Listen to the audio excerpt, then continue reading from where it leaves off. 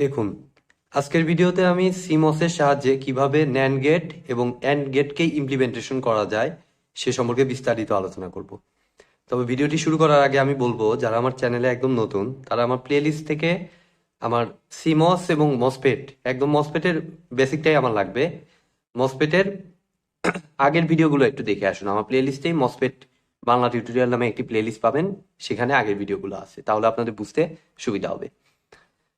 তো গত ক্লাসে আমি দেখিয়েছিলাম CMOS এর সাহায্যে কিভাবে NOR গেট এবং OR গেটকে ডিজাইন করা যায়। তো OR গেটের ঠিক উল্টাটা হচ্ছে AND গেট, মানে একই সার্কিটে NAND এবং AND গেট দুটোই আমরা ইমপ্লিমেন্টেশন করব। তো আমরা যে কাজটা করব, CMOS এর সাহায্যে OR যেভাবে আমরা ডিজাইন করেছিলাম ঠিক তার অপোজিটটা করব। তো CMOS এর সাহায্যে OR গেট যখন ডিজাইন করেছিলাম তখন আমাদের দুটো PMOS, আমরা দুটো ইনপুট চিন্তা করতেছি। তো দুটো ইনপুটের জন্য দুটো PMOS কে সিরিজে ছিল এবং দুটো NMOS ছিল হচ্ছে প্যারালালি। আর AND গেট বা NAND গেট ডিজাইন করার সময় উল্টোটা হবে, অর্থাৎ PMOS কে দিতে হবে প্যারালাল এবং NMOS কে দিতে হবে সিরিজে, তাহলেই আমাদের কাজ হয়ে যাবে। তো আমি দেখি কি করতে হয়, আমি করে দেই। একটা কমন VDD, তো দুটো ইনপুট চিন্তা করতেছি, মানে দুটো PMOS দুটো NMOS লাগবে। তো দুটো PMOS দিয়ে দিলাম। উপরে পুল আপের অলওয়েজ PMOS, CMOS এর ক্ষেত্রে এটা খেয়াল রাখবেন আপনারা। ও সরি, আমার তো PMOS হচ্ছে প্যারালালি হবে, তাহলে আমি একটু কারেকশন করে ফেলি। এখানে PMOS দুটো প্যারালালি করে দিব।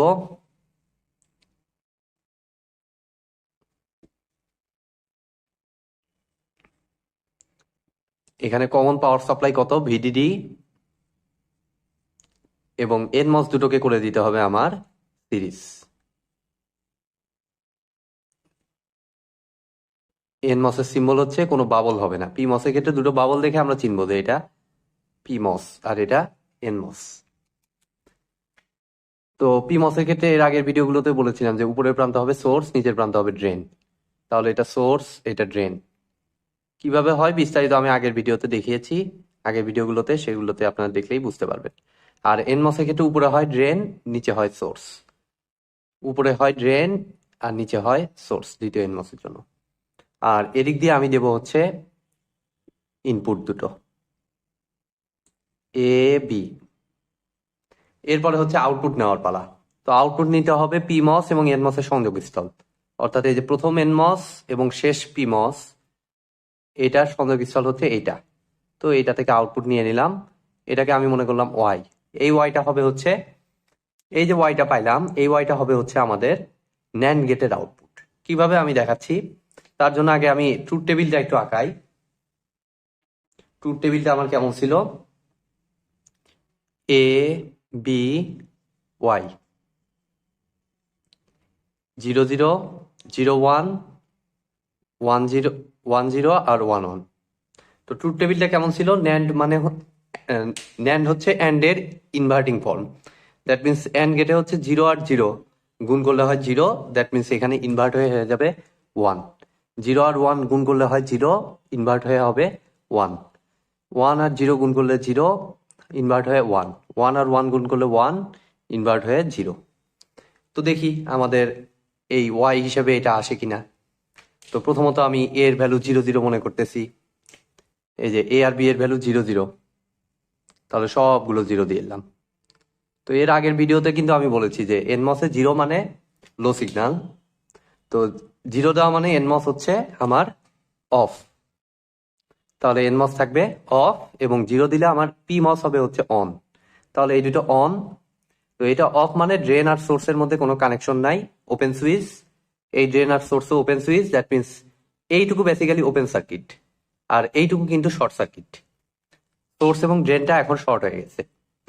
তো সোর্স আর ড্রেন শর্ট হলে দেখুন সোর্সের সাথে VDD কানেক্টেড, মানে 1 কানেক্টেড, সেই 1টাই আমার ড্রেনে চলে আসবে। দ্যাট মিনস Y হিসেবে আমি পাবো হচ্ছে 1। দেখুন 0 0 জন্য কিন্তু কত ছিল, 1ই ছিল, এই যে 1। দ্যাট মিনস এটা ওকে। এবার দ্বিতীয়টা দেখি, A এর ভ্যালু 0, B এর ভ্যালু 1, কি হয় দেখি। তাহলে এইগুলো 1 করে দেই, এটা কেটে দেই, এইগুলো কেটে দেই, আবার নতুন করে করি। তো 0 এবং 1। তো 0 মানে বেসিক্যালি আমার এনমসটা অফ, 1 মানে এনমস অন, 0 মানে পিমস অন, 1 মানে পিমস কি অফ। তাহলে আমার কি ঘটনা এবার ঘটলো, আমাদের এখানে কিন্তু ড্রেন এবং এখানে যেহেতু এটা অফ মানে এটা ওপেন সার্কিট, তাইলে এইখানে ড্রেন আর সোর্স শর্ট হয়েছে, বাট সেইটার সাথে এই ওয়াইয়ের কোনো রিলেশন নেই, কারণ মাঝখানে ওপেন হয়ে গেছে। এই যে এটা যেহেতু ক্রস, মাঝখানে কারেন্ট চলাচলের পথ নাই। আবার এদিক থেকে এই যে এই রাস্তাটা ব্লক, যেহেতু সোর্স আর ড্রেন ওপেন সার্কিট হয়ে আছে, দ্যাট মিনস এদিক দিয়ে ভোল্টেজ পাস করতে পারবে না।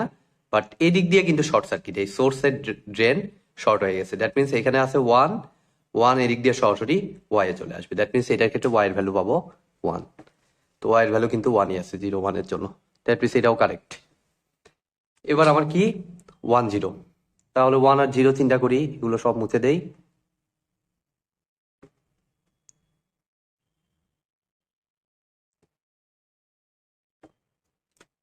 এ এর ভ্যালু 1, বি এর ভ্যালু 0, 1 0। তাহলে এবার কি ঘটনা ঘটতেছে, 1 মানে এনমস অন, এটা অন, এটা অফ, 1 মানে পিমস অফ, 0 মানে পিমস অন। এখন দেখুন ড্রেন আর সোর্স, এটা যেহেতু অন শর্ট, তার মানে এটা ড্রেন আর সোর্স শর্ট হয়ে গেছে, বাট সোর্সে কিন্তু কোনো ভোল্টেজ নাই। কেন নাই? কারণ এই ড্রেন, নিচের ড্রেন আর নিচের সোর্স কিন্তু ওপেন হয়ে আছে, কারণ এটা ক্রস আছে, দ্যাট মিনস এটা অফ। তার মানে সোর্সে 0 ছিল, সেই 0 কিন্তু ড্রেনে আসতে পারতেছে না, তার মানে এইটুকু ওপেন সার্কিট, বাট এইটুকু শর্ট সার্কিট। তাহলে নিচের পোর্শন দেখে আমার লাভ নাই, কারণ ওয়াই এ কিন্তু এই গ্রাউন্ড ভোল্টেজটা যাইতে পারতেছে না। এখন উপরের অংশে দেখি, এইদিকে ক্রস মানে এটা অফ, কিছু করতে পারবে না, বাট এইদিকে কিন্তু সোর্স আর ড্রেন শর্ট, দ্যাট মিনস এখানে উপরে আছে ভিডিডি মানে 1, 1 সরাসরি সোর্স থেকে চলে আসবে ড্রেনে, দ্যাট মিনস এটা ওয়াই এর ভ্যালু 1। তো সুন্দর মতো আমাদের 1 0 জন্য 1ও হয়েছে। এবার লাস্টেরটা কত, 1 1 এর জন্য 0। তো দেখি 1 1 এর জন্য কি হয়।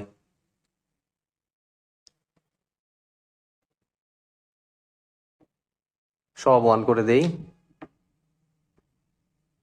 তো সব 1 করা মানে 1 মানে এনমস অন, আর 1 মানে পিমস অফ, পিমস গুলো অফ করে দিলাম।